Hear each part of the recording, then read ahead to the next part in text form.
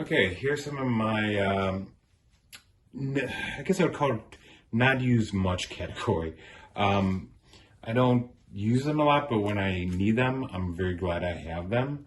Um, they represent a lot of different things: cutting glass, cutting aircraft cable. I have a lot of little things for measuring dowel rods and so forth. And I'll go through them and show you how I use them. And if you have any questions, please ask. Okay, once in a while you have to cut a piece of glass. Quite simple operation. Just line up T-square, use a glass cutter, score it. And in the old days, I would just take this and tap, tap, tap. It'll separate, but I got a pair of these little clamps that squeeze down. Bam, it separates the glass without having to worry about chipping or anything else. So there you go. Okay, so you want to join two pieces of wood together, like so. How do you do that? Well, you can use dowel rods, which is fast and dirty and easy. So what you do is you drill a couple holes. You grab, these are dowel rod transfer, they have little points on them. You insert them in the holes. Line up your piece, squeeze. There you go. You get your two little holes there, little divots. Then you drill it out. Let's go drill this out. Okay, so you drilled out the other section. Oh, one thing you should always do is do a couple lines so you know the orientation. Okay. You remove your transfer pins, which sometimes are kind of tricky. Put in, insert your dowel rod. Boom, boom. There you go. Okay, another thing on the dowel rod is the center. Sometimes you have to drill a hole in the center of a dowel rod. Well, how do you find that? There's some devices out there that you can put on top and with angles and stuff and whatever, but I like this old little tool. Just take it, find the dowel rod hole that it fits. Grab a little mallet. Oh, tap, tap, tap, tap. Pull it out. And bam, there's your center. You can drill a hole in there.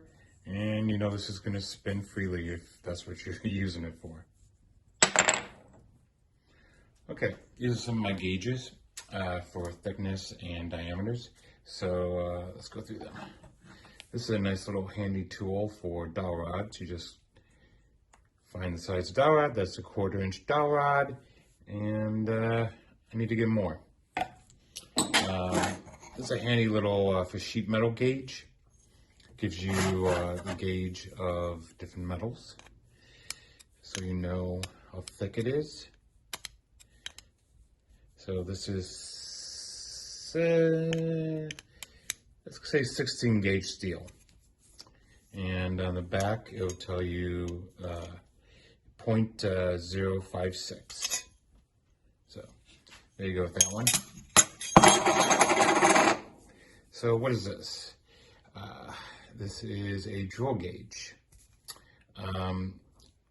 It's always great when, yes, you have all your drills lined up perfectly with all the sizes, but most of the time, life's not like that.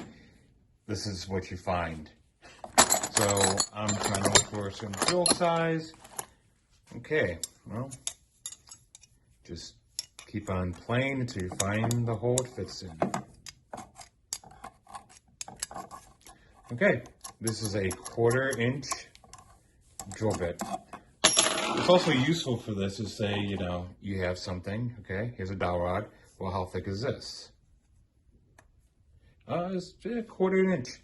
So I need a 1/4 inch drill bit. So these are handy little gauges to have around because, you know, you need them. Okay, these are my Falco C9s. I really believe in buying one tool that's going to last your lifetime. These are Swiss made. aircraft cable cutters that will pretty much last you a lifetime depending on how much you use them. I don't use them much, but when I use them, I really appreciate them. So it's very simple. Squeeze, bam. You get a nice clean end. So there you go.